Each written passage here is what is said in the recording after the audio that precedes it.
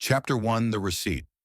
She found the receipt for a $47,000 diamond necklace in her husband's coat pocket. The problem was that her birthday had been 6 months ago, and she had never seen that necklace in her life. Eleanor Mitchell stood in the walk-in closet of their $12 million Connecticut mansion, her hands trembling as she held the Tiffany receipt. The date read 2 weeks ago. The engraving request said, "To my forever V."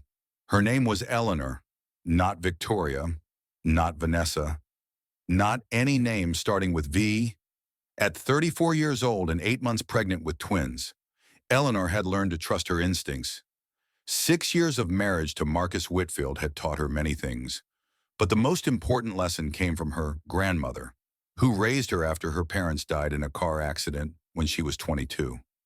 Her grandmother always said that when you find something that does not make sense, you should not confront, you should observe. The truth reveals itself to those who watch quietly. Eleanor tucked the receipt back into the coat pocket exactly as she had found it. She smoothed the fabric. She stepped back and looked at the closet as if she had never touched anything. Then she waited. Marcus arrived home 2 hours later in his Bentley. At 48 years old, silver-tempered and impeccably dressed, he was the CEO of Whitfield Capital Management with a net worth of $340 million. Third-generation wealth, never worked for anything. Charming in public, controlling in private. He kissed Eleanor's forehead and placed his hand on her swollen belly. "How are my boys today?" he asked. Eleanor forced a smile. "They are active, kicking all afternoon." She did not mention the receipt. Not yet. That night, Eleanor lay awake while Marcus snored beside her. She thought about the past 2 years, the way he had slowly convinced her that her two older brothers were bad influences. "Jack has that temper," Marcus would say. "Daniel drinks too much. They are not good people. Eleanor, you deserve better than their chaos." She had not seen Jack or Daniel in 2 years. They lived in Texas, and somehow the distance had grown until phone calls became rare and visits became impossible. Now she wondered if the distance had been engineered. Over the next 3 days, Eleanor watched. She noticed things she had somehow missed before. Marcus kept his phone face down now. He worked late every Tuesday and Thursday. He showered immediately when he came home, though he never used to. He wore a new cologne she had not purchased. $47,000 for a necklace, she thought. "I asked for a $200 prenatal massage last month, and he said we needed to watch our spending. Apparently, we only watch my spending on the fourth night." Eleanor waited until Marcus fell asleep. She took his phone to the bathroom and locked the door. She knew his password. Their wedding date. How ironic. What she found made her blood run cold. Hundreds of messages with someone named V, photos she wished she could unsee, transfer confirmations showing $50,000 per month to an account labeled VR Holdings, and a conversation from that very morning. "Soon, baby," the message read. "Once the prenatal agreement kicks in, we will be free. She will get nothing, and you will get everything." Eleanor scrolled back through the messages. 14 months. Before she even got pregnant, she found a message that stopped her heart. Marcus had written to V. "My mother found someone perfect. Her name is Victoria. This is going to work." Victoria had replied, and your wife Marcus had answered, "Eleanor will not be a problem much longer. Trust me." Eleanor pressed her hand against her belly. The babies kicked as if they could sense her fear. She was not looking at an affair that happened. She was looking at an affair that was planned before she was pregnant. Her pregnancy was not an accident. It was part of something. And the words, "Eleanor will not be a problem much longer," echoed in her mind like a warning from beyond the grave. She took screenshots. She sent them to her own email. She deleted the sent record. That night, Eleanor lay next to a stranger. She did not know what their plan was yet, but she knew one thing with absolute certainty. She was in danger, and so were her babies. Chapter 2. The Trap Closes. Eleanor spent the next 48 hours planning her escape. She would go to Texas. Her brothers would help her figure this out. Jack was a former Army Ranger who now ran a private security firm. Daniel was one of the best criminal defense attorneys in the state. Together, they would know what to do. She packed a small bag while Marcus was at work. She hid it in the back of her closet. She called for an Uber to the train station, scheduling it for the next morning when Marcus would be in meetings. That night at dinner, she tested him. "Marcus," she said carefully, "I have been thinking. I want to reconnect with my brothers. I have not seen Jack and Daniel in 2 years." Marcus set down his fork. His expression shifted almost imperceptibly. "Baby, we have talked about this. Jack has that temper. Daniel drinks. They are not good influences, especially now with the twins coming." Eleanor kept her voice calm. "I miss them. I am going to call them tomorrow." Marcus's charm dropped. His voice went cold. "Eleanor, I said no. Do not make me repeat myself." She saw it then. A flash of something dangerous in his eyes. How had she missed it for 6 years? The next morning, Eleanor woke early. She dressed quietly. She retrieved her hidden bag. She checked her phone. The Uber was 8 minutes away. She was going to make it. Then she heard the front door open. Marcus walked in. He was supposed to be in a meeting. He was supposed to be gone until evening. "Going somewhere?" he asked. Eleanor froze. The bag was in her hand. There was no hiding it. "I have a doctor appointment," she said. "Really, because your doctor's office said you do not have an appointment today, and the Uber app on our family account shows you requested a ride to the train station." Family account. He monitored everything. Marcus stepped closer. His voice was soft, almost gentle. That made it worse. "You are not feeling well, Eleanor. The pregnancy hormones are making you confused. I am calling Dr. Harrison. He will give you something to help you relax. Marcus, please. You need rest. For the babies." He took her phone, her keys, her wallet. He led her to the bedroom and locked the door from the outside. Through the door, she heard him on the phone. "Yes, she is having an episode," he said. "Paranoid delusions." She tried to run away. "Yes, we might need to discuss options after the birth." Eleanor sank onto the bed. Her hands shook. Her babies kicked. He was building a case. He was making her look unstable. And whatever happened next, no one would believe her. For 3 days, Marcus kept Eleanor confined to the house. A nurse named Brenda arrived, supposedly to help with the high-risk pregnancy. But Eleanor noticed everything. Brenda reported every conversation to Marcus. The vitamins she was given made her drowsy. Her phone was broken and being repaired. The landline had been disconnected. "I always wanted a live-in nurse during my pregnancy," Eleanor thought bitterly. "I just pictured less imprisonment." On the third day, something changed. The housekeeper, Margaret Crawford, had worked for the Whitfield family for 15 years. She was 62 years old, had raised 5 kids alone after her husband died, and had seen things in this house that she had kept quiet about to preserve her job. But Margaret had limits. She found Eleanor alone in the bedroom and pressed something into her hand. A small phone. A burner. "I know what is happening," Margaret whispered. "I have seen it before with his first wife." Eleanor's heart stopped. His first wife, Marcus, was never married before. That is what they want everyone to think. Her name was Christine. She had an accident 8 years ago. The case was closed. But I saw the bruises before she died. Eleanor stared at the phone in her hand. She was not Marcus's first victim. Christine had died in a fall down the stairs in 2016. The investigation was closed in 3 weeks. The Whitfield family donated $2 million to the local police foundation that same year. Eleanor understood then, she did not just need to escape, she needed evidence, or she would end up like Christine. Chapter 3. The night everything changed, Eleanor used the burner phone carefully. She recorded conversations when Marcus did not know. She photographed documents. She built a file and sent copies to Margaret for safekeeping. On day 4, Marcus discovered the burner phone. He found it in her pillowcase when she was in the bathroom. When she came out, He was sitting on the bed, the phone in his hand, his face twisted with rage. "You ungrateful little nothing," he said. "Marcus, stop. The babies, the babies are mine, my bloodline, my heirs. You are just the vessel." He stood. He walked toward her. Eleanor backed away until she hit the wall. "Did you really think you could outsmart me? Did you really think anyone would believe you over me? Please, I will not say anything.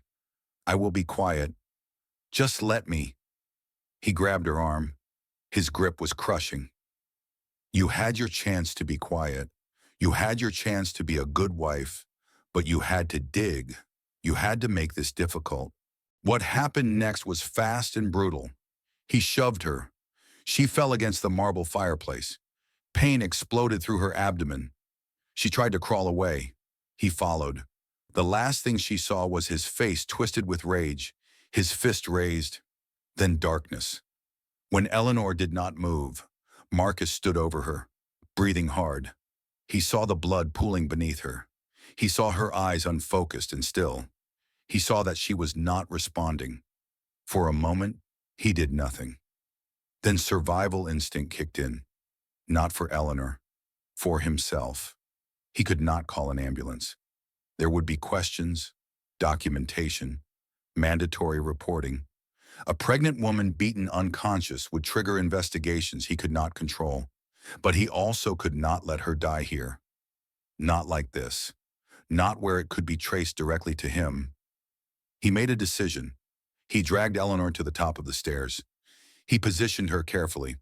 Then he pushed. Her body tumbled down the 16 marble steps and landed at the bottom in a broken heap. Now it was a fall. Marcus called 911. His voice was panicked, practiced. "Please help. My wife fell down the stairs. She is pregnant. She is not moving. Please hurry." He hung up and waited for the ambulance, his story already forming in his mind. She was dizzy. The pregnancy. She lost her balance. I tried to catch her, but I was too far away. By the time the paramedics arrived, Marcus Whitfield was the picture of a devastated husband. No one questioned him. Eleanor was rushed to Greenwich Hospital in critical condition. Emergency surgery. A cesarean section at 32 weeks to save the twins. The babies, Samuel and Thomas, weighed barely 4 pounds each. They were placed in the NICU, fighting for every breath. Eleanor was placed in a medically induced coma, severe head trauma, internal bleeding, broken ribs, a fractured pelvis. The doctors said she might not wake up.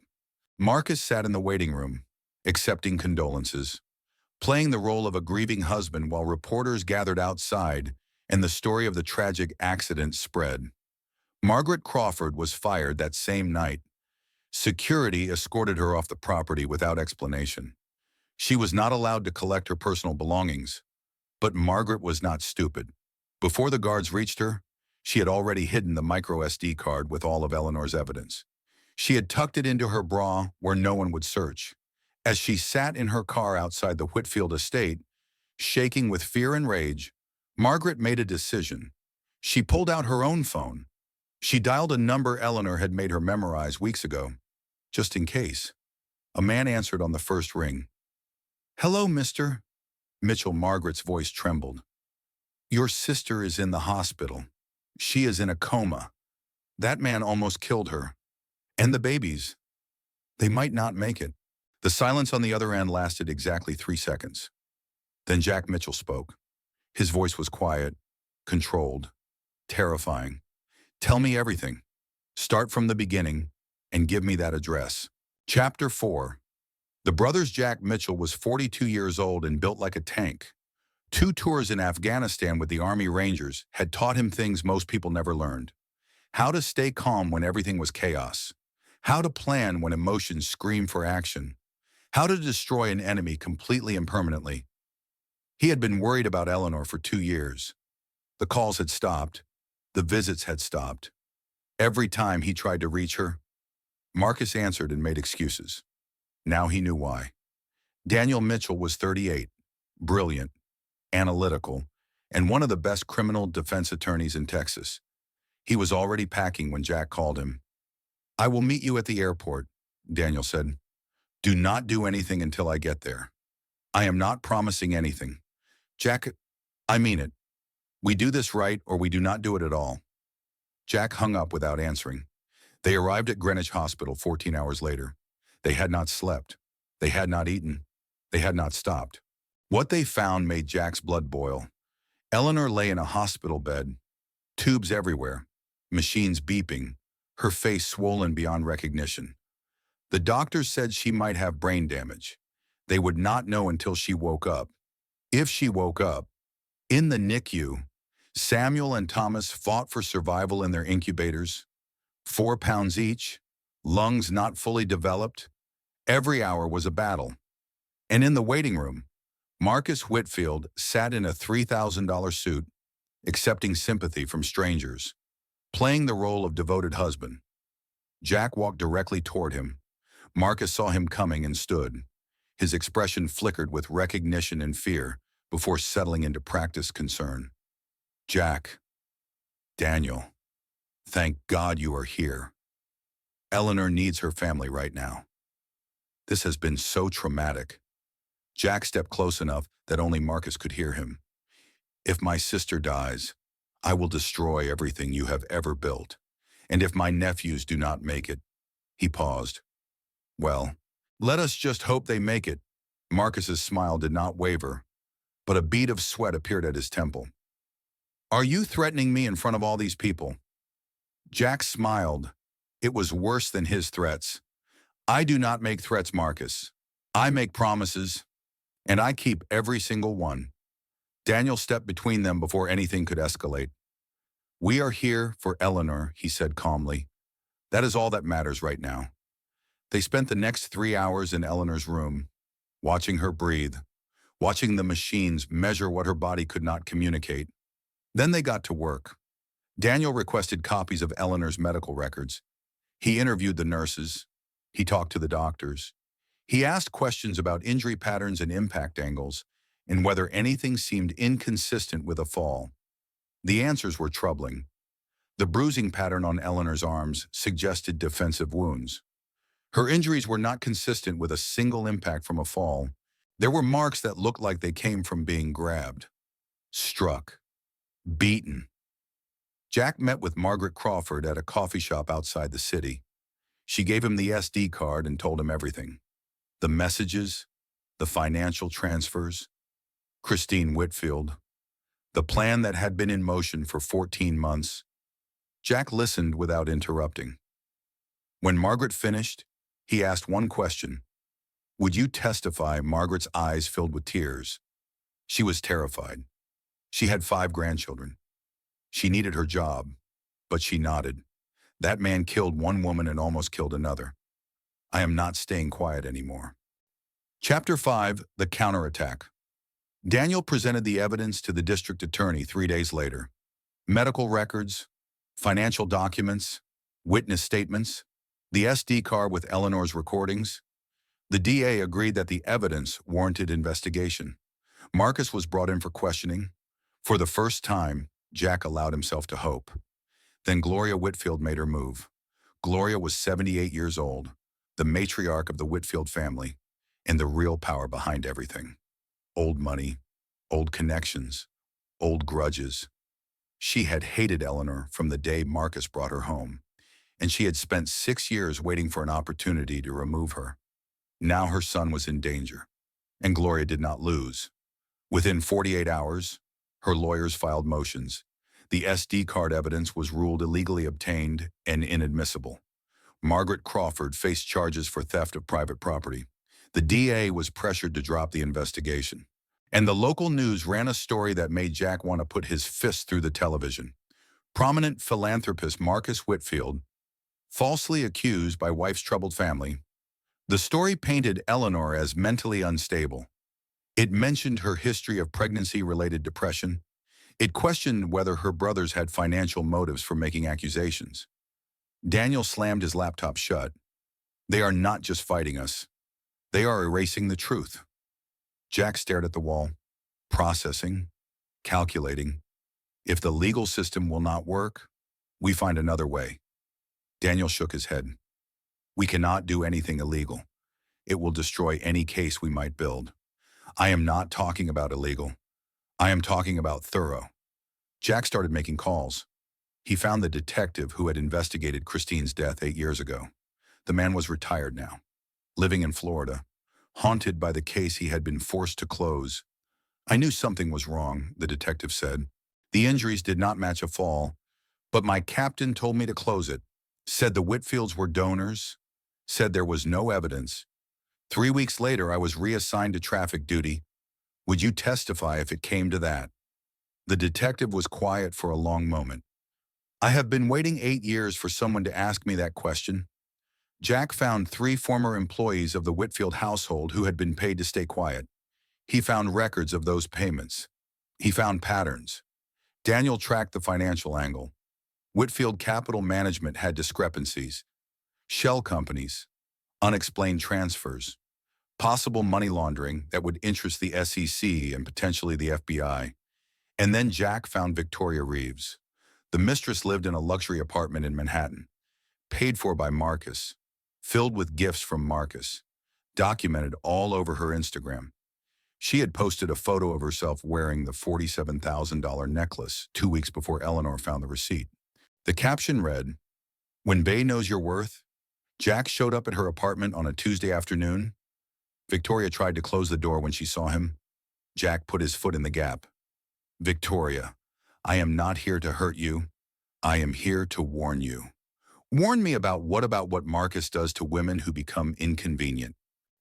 Chapter 6. Victoria's Secret. Victoria Reeves was 29 years old, beautiful, ambitious, and terrified. She let Jack inside because the alternative was worse. She had seen things in the past 14 months that she could not unsee. She had heard things she could not unhear. And lately, she had started to wonder if she was next. Jack sat across from her in the living room of her luxury apartment and told her what he knew. I know about the plan. I know you were recruited by Gloria. I know about the money and the messages in the timeline. Victoria's face went pale. How do you know about Gloria? Because my sister documented everything. Before Marcus beat her into a coma, Victoria's hands started to shake. I did not know he was going to hurt her. I swear I did not know. But you knew something. Tell me what you knew. Victoria told him everything.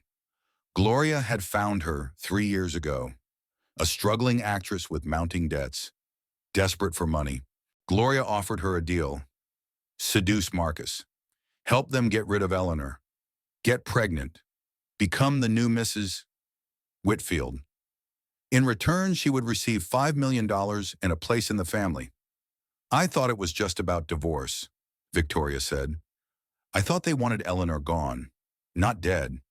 But the way Marcus talks about her, the way Gloria looks at me sometimes. What do you mean I do not think I'm going to see that $5 million? I think I'm going to end up like Christine. Jack leaned forward. You know about Christine. Everyone in that family knows about Christine. They just do not talk about her. But Gloria got drunk at Christmas last year and said something that scared me. She said removing obstacles is easier the second time. Jack processed this information. Would you help us? Would you record conversations? Get evidence? Victoria was quiet for a long time. If I do this, if I help you, will you protect me? I will do everything in my power to keep you safe. Victoria nodded slowly. Then yes, I will help. 3 days later, Victoria called Jack. I got something.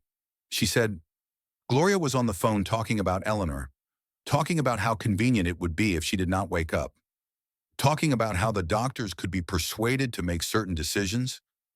Jack's grip tightened on his phone. Did you record it every word? That night, Jack and Daniel met with federal prosecutors.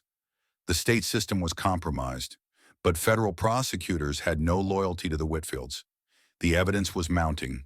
The case was building. And then everything fell apart. 2 days after her call with Jack, Victoria Reeves was found dead in her apartment. The official cause was overdose. The medical examiner who signed the report was the same one who had handled Christine's case 8 years ago. Jack stood in his hotel room, staring at the news report on his phone, feeling something cold settle into his chest. Daniel was on a conference call with federal investigators. When he hung up, his face was grim. They got to her before we could protect her. Jack said nothing. The recording she made is gone. Her phone is missing. They cleaned the scene. Still, Jack said nothing. Daniel crossed the room and put his hand on his brother's shoulder. We are not done, Jack. We have the detective. We have the former employees. We have the financial records. This is not over. Jack finally spoke. His voice was quiet. Gloria killed 2 women and got away with it.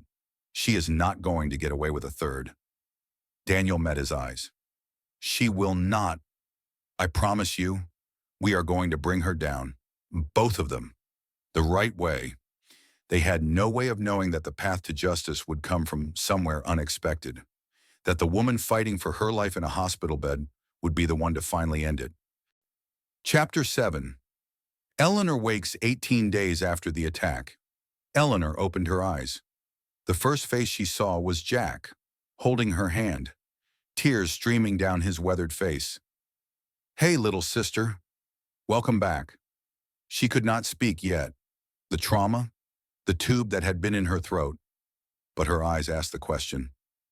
The boys are okay. Samuel and Thomas, they are fighters just like their mama. They are getting stronger every day. Eleanor cried. For the first time in weeks, they were tears of relief. Daniel appeared beside Jack. He looked exhausted. He looked determined. We have been busy, he said. We need to tell you everything. But first you need to rest. Eleanor shook her head. She tried to speak. Now, she whispered. Tell me now. They told her everything. The investigation, the evidence, Gloria's counterattack, Victoria's death, the federal involvement. When they finished, Eleanor was quiet for a long time. I look terrible, do I not? She finally said. Jack almost laughed. You look like someone who survived. That is the most beautiful thing I have ever seen. Daniel smiled. Also, yes, you look terrible, but we will work on that. Eleanor laughed weakly. It hurt. She did not care. Over the next 2 weeks, Eleanor recovered slowly. She met her sons for the first time, tiny fighters in their incubators, and she promised them through the glass that she would never let anything hurt them. She talked to the federal prosecutors. She answered questions. She provided testimony, and she made a decision. Her brothers wanted her to rest, to recover, to let them handle everything. Eleanor refused. I spent 6 years being passive, she said, being controlled, being protected into prison. Not anymore. I am going to testify. I am going to look him in the eye, and I am going to watch him fall. If you have ever felt powerless in your own life, if you have ever felt like someone else was writing your story, then you know what Eleanor felt in that moment. Survival is not just about living through the trauma. It is about refusing to let the trauma define the rest of your life. It is about taking back the story they tried to write for you. Eleanor was ready to take back her story. Chapter 8. The Net Titans. The federal investigation expanded rapidly. The retired detective testified about the pressure to close Christine's case. 3 former Whitfield employees provided affidavits about what they had witnessed over the years. Financial forensics revealed that Gloria had transferred $10 million to offshore accounts the week after Christine died. And then the FBI found Victoria's backup. The recording she made of Gloria was stored in a cloud account that the Whitfields did not know existed. It captured Gloria discussing how convenient it would be if Eleanor did not wake up. It captured references to Christine. It captured enough to build a conspiracy case. Federal prosecutors expanded the charges. This was no longer just about what Marcus did to Eleanor. This was about a pattern, a network, a family that had been removing obstacles for decades. Marcus and Gloria did not know what was coming. They thought they had won. The local investigation was closed. The evidence was suppressed. Victoria was dead. Eleanor was barely out of her coma.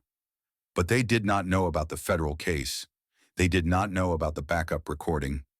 They did not know that their empire was about to collapse. The arrests happened simultaneously on a Tuesday morning in October. FBI agents arrived at Whitfield Capital Management during a board meeting. Marcus was led out in handcuffs in front of 200 employees and 15 reporters. Jack may have tipped someone off about the timing. Gloria was arrested at her country club during a charity luncheon. She screamed about her lawyers and her connections. Nobody listened. The charges were extensive.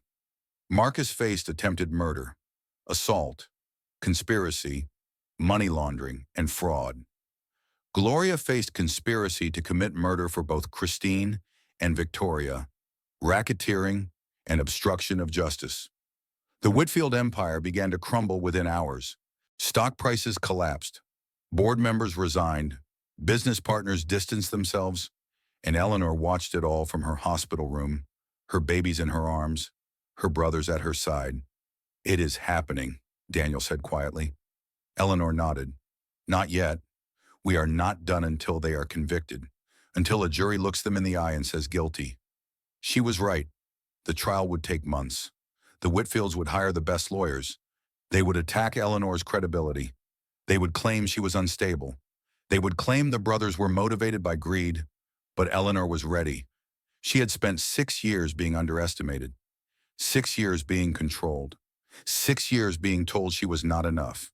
Now she would show them exactly who she was. Chapter 9. The Trial. The trial began in January and lasted 3 weeks. Every day, Eleanor walked into that federal courtroom with her brothers on either side of her. She sat in the front row. She listened to testimony. She watched the evidence accumulate, and she waited for her turn. The prosecution presented a devastating case. Medical records, financial documents, witness testimony, the recording of Gloria, the detective's account of being pressured to close Christine's investigation. The defense tried everything. They claimed Eleanor was mentally unstable. They claimed the evidence was fabricated. They claimed the brothers had financial motives. None of it worked. When Eleanor took the stand, the courtroom went silent. She walked slowly, still healing, her movements careful but determined. She sat in the witness chair and looked directly at Marcus for the first time since the attack. She did not flinch. "Mrs. Mitchell," the prosecutor said, "can you tell the court what happened on the night of September 14th? Eleanor told them everything. The receipt, the discovery, the isolation, the escape attempt, the attack. She described the moment Marcus shoved her into the fireplace, the pain that exploded through her body, the fear for her babies, the darkness that swallowed her." The jury listened in absolute silence. When the prosecutor asked about Marcus's behavior during their marriage, Eleanor described the control, the monitoring, the isolation from her family, the slow erosion of her confidence until she barely recognized herself. Then she held up 2 photographs. "These are my sons, Samuel and Thomas. They spent the first weeks of their lives fighting for survival because of what this man did." She turned to the jury. "Marcus Whitfield does not see women as people. We are obstacles or tools or possessions. Christine was not a person to him. Victoria was not a person. I was not a person." She stood taller. But here is what he never understood. We are people, and people fight back. The defense attorney tried to shake her during cross-examination. He implied she was exaggerating. He suggested her injuries could have been from the fall. He questioned her mental state. Eleanor answered every question calmly and directly. "I know what happened to me," she said. "I know what I saw. I know what I documented. No amount of expensive lawyers can change the truth." The jury deliberated for 8 hours. They returned with their verdict on a Friday afternoon. For Marcus Whitfield, on the charge of attempted murder guilty, on the charge of assault guilty, on the charge of conspiracy guilty, on all remaining charges guilty. The sentence 45 years in federal prison, no possibility of parole. For Gloria Whitfield, on the charge of conspiracy to commit murder, guilty On the charge of racketeering, guilty. On all remaining charges, guilty. The sentence, life in federal prison. Marcus screamed when the verdict was read. He screamed about injustice. He screamed about lies. He screamed about how Eleanor had destroyed his family. The irony was not lost on anyone. Gloria said nothing. She simply stared at Eleanor with cold hatred until the guards led her away. Eleanor watched them go. She felt no triumph, no joy, just exhaustion and relief. "It is over," Jack said quietly. "No," Eleanor replied. "It is just beginning." Chapter 10. 5 years later, the house in Austin, Texas was nothing fancy. A modest 3-bedroom with a garden out front that Eleanor tended herself. The kind of house where children could play safely and laughter could echo through the rooms. Samuel and Thomas, now 5 years old, ran screaming through the backyard while Jack chased them with a garden hose. They were identical twins, all mischief and energy and joy. Daniel sat on the porch reading a legal brief, occasionally yelling things like, "Do not climb that, and that is not food." Margaret Crawford, who had relocated to Texas and become the unofficial grandmother to the boys, brought out lemonade and watched the chaos with a smile. "Mom," Samuel shouted, running up covered in mud. Uncle Jack fell in the flower bed. Thomas was right behind him. He said a bad word. From the yard, Jack called out, "I said fudge. I definitely said fudge." Daniel did not look up from his brief. "You definitely did not," Eleanor laughed. A real laugh, unguarded and free. She thought about the woman she had been 5 years ago. Trapped, controlled, slowly disappearing. That woman felt like a stranger now. The Whitfield empire had collapsed completely after the trial. Assets seized, properties sold. The name that once commanded respect now carried only shame. Gloria had died in prison 2 years after her conviction. Heart attack. Eleanor felt nothing when she heard the news. Marcus remained in federal custody. He would die there. Eleanor never thought about him anymore. She had built a new life, a real life. She worked part-time as a victim's advocate, helping other women escape situations like hers. She had written a book about her experience that became a bestseller. She spoke at conferences about domestic violence and survival, but mostly she raised her boys. She watched them grow. She taught them about kindness and strength and the difference between control and love. One evening after the boys were in bed, Eleanor sat on the porch with Jack and Daniel. The Texas sky was full of stars. "Thank you," she said quietly, "for coming when I needed you, for not giving up." Jack shrugged. "You are family. That is what family does." Daniel smiled. "Besides, I needed a good federal case for my resume." Eleanor laughed. They sat in comfortable silence for a while. "Do you ever think about what would have happened?" Daniel asked. "If Margaret had not called us, if we had not gotten there in time?" Eleanor considered the question. "Sometimes, but I try not to live in what-ifs. I survived. The boys survived. We are here now. That is what matters." She looked up at the stars. "I spent 6 years waiting for someone to save me. I did not realize I needed to save myself, but I also needed to let people help me. Those two things are not opposites. Strength is not doing everything alone. Strength is knowing when to fight and knowing when to let people who love you fight alongside you." Jack raised his glass. To fighting alongside each other. Daniel raised his. To surviving. Eleanor raised hers. To living. Really living. After everything. They clinked glasses as fireflies began to blink in the garden, and the sound of crickets filled the warm Texas night. Marcus Whitfield had tried to erase Eleanor Mitchell. He had tried to silence her, control her, destroy her. Instead, he had set her free. This is not a story about revenge. Not really. It is a story about reclaiming your life when someone tries to take it from you. About family that shows up when everything falls apart. About justice that does not always come from courtrooms but sometimes does. It is about surviving, and then, slowly, beautifully, learning to live again. If you are in a situation where someone is hurting you, know this: you are not alone. You are stronger than they want you to believe. And there are people who will fight alongside you when you are ready to fight. Eleanor Mitchell learned that lesson the hard way. She hopes you never have to. But if you do, remember her story. Remember that people fight back. And sometimes, they win.